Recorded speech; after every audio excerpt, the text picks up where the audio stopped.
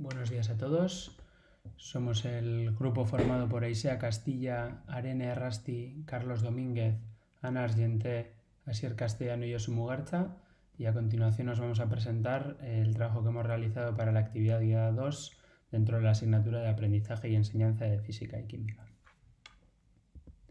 El contenido que hemos seleccionado para este trabajo sería el de la combustión, ya que lo consideramos un elemento trascendental en nuestra sociedad y que creemos que los alumnos deberían de entender correctamente. Este contenido quedaría dentro del bloque de cambios de la materia para la asignatura de física y química de cuarto de la ESO. Nuestros objetivos principales con este trabajo serán presentar brevemente la teoría de la combustión, entender cuáles son los reactivos y los productos que pueden participar en una combustión y sus diferencias, la realización del experimento que demuestra la teoría de la combustión y la interpretación y las conclusiones sobre el experimento.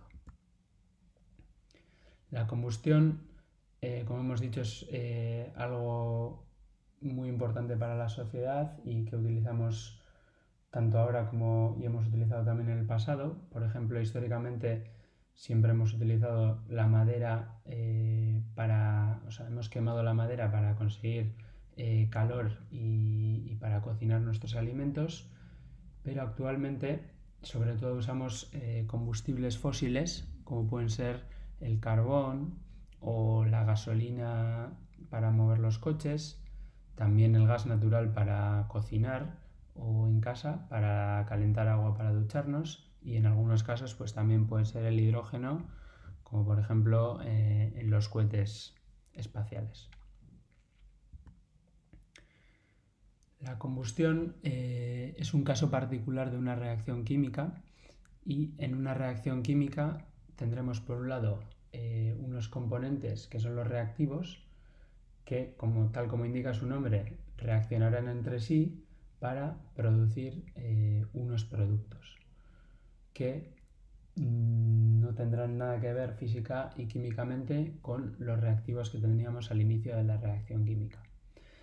Para el caso concreto de la combustión, los reactivos serán unos combustibles, un combustible, en cada caso uno, más oxígeno, y como productos obtendremos energía en diferentes estados, como pueden ser en forma de calor, de luz o de sonido en caso de las explosiones, y además obtendremos otros productos que, dependiendo de cada reacción química o de cada combustión, pues serán diferentes, como veremos a continuación.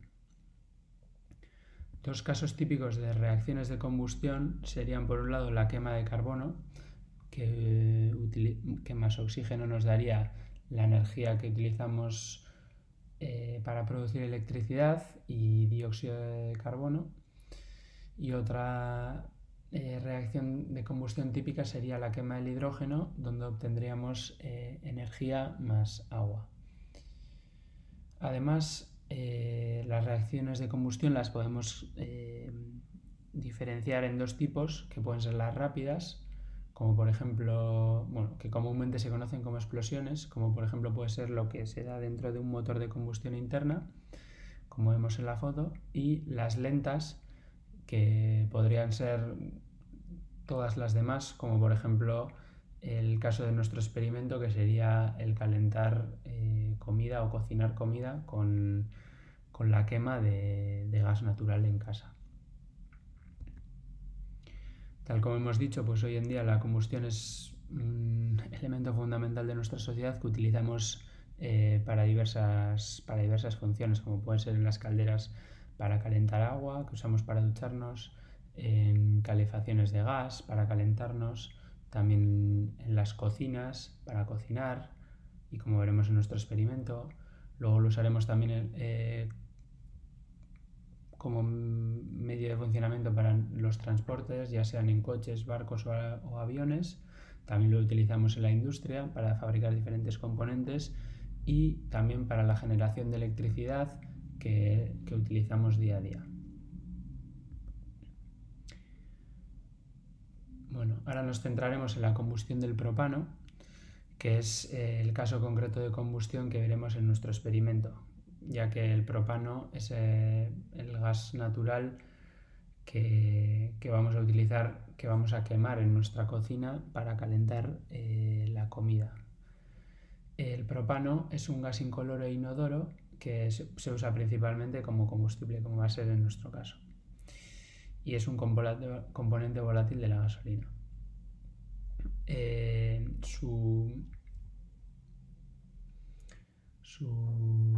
La reacción química concreta del propano es la que vemos en la pantalla, que sería el propano más su cantidad estequiométrica de oxígeno, y obtendríamos como productos dióxido de carbono más agua en forma de gas, como podremos ver a continuación en el experimento que nos presentará nuestro compañero. Hola, buenas noches. Vamos a pasar ahora a la parte práctica de nuestra experiencia de hoy y en la que está basada en la combustión. Como ya comentaba mi compañero, los fenómenos físicos asociados a la combustión, entre ellos tenemos la emisión de luz y la emisión de calor. Y en este caso, pues se tratará de ver en esta práctica que efectivamente se va a emitir una llama que tiene un color característico. Y también en el vídeo no se podrá ver, pero si estando realizando la práctica sí que se va a sentir ese calor que se desprende, ¿no? Entonces se comprobará que efectivamente las reacciones de combustión son exotérmicas. En la segunda parte de nuestro experimento lo que vamos a comprobar es que realmente el producto de combustión, que es el vapor de agua, se produce. Entonces vamos a diseñar el experimento de manera que podamos ver ese vapor de agua de alguna manera, ¿no? En este caso no pasaremos en la condensación del mismo. Entonces vamos a comenzar quemando el propano, y en este caso vemos que la llama es bastante azul, y sin embargo al coger un mechero vemos que quemando un combustible bastante parecido al del suministro de propano, pues vemos que la llama es diferente, tiene un color más amarillo, ¿no? Entonces, en este caso, se le podía plantear a los estudiantes un debate o una pequeña discusión en torno a qué significa que quemando combustible de una manera bastante similares, pues produzcan dos características físicas distintas, en este caso el color de la llama, ¿no? Aquí se podría pues finalmente explicar pues que el propano que viene suministrado ya viene premezclado con aire, y eso hace que la combustión vaya a ser más ideal y sea más completa, con lo cual el color de la llama azul significa que la temperatura de la combustión es mayor que la que se puede obtener con el mechero, en donde el combustible se pone en contacto con el oxígeno presente en el aire sin mayor mezcla que ese contacto a la salida del mechero, ¿no? Eso hace que la combustión sea más pobre y en definitiva que la temperatura de la misma sea menor. A modo de comparar esto con la realidad, pues se podría plantear a los estudiantes unas actividades en las cuales se muestre o se ilustre que la batalla de los sistemas de inyección de los coches precisamente lo que buscan es una combustión parecida a la del propano, en donde la combustión es más completa, y diseñan esos sistemas de inyección para que la combustión lleve a un desprendimiento de energía mayor, ¿no? Con lo cual los coches pues, pueden, mejorando ese sistema de inyección, mejorar su rendimiento. Vamos a ver ahora la segunda parte de la actividad o de la práctica, en las cuales vamos a comprobar que realmente se genera vapor de agua, ¿no? Entonces vamos a calentar un poquito de leche, pero antes de calentarlo vemos que el caldero, la parte baja del caldero, está completamente seca, ¿no? Entonces, al calentar la leche, que está un poquito fría, para ayudar a que la base del caldero siga estando fría, bueno, comienza la combustión y la llama se pone en contacto con la base metálica del caldero que está fría, ¿no? Entonces, de momento se supone que está emitiéndose dióxido de carbono y vapor de agua, pero no se puede visualizar. Y con este pequeño experimento sencillo y simple, lo que trataremos es de ver que efectivamente se produce una... vamos a ver si ya... Sí, ya se ve que se produce vapor de agua. Entonces lo que estamos haciendo es hacerlo.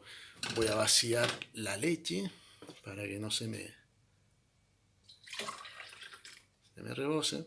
Entonces ahora lo que podemos ver es que la base del caldero, no sé si se apreciará en el vídeo, pero ha condensado bastante agua, ¿no? Entonces es una manera ilustrativa de ver la presencia de ese vapor de agua que se está desprendiendo, ¿no?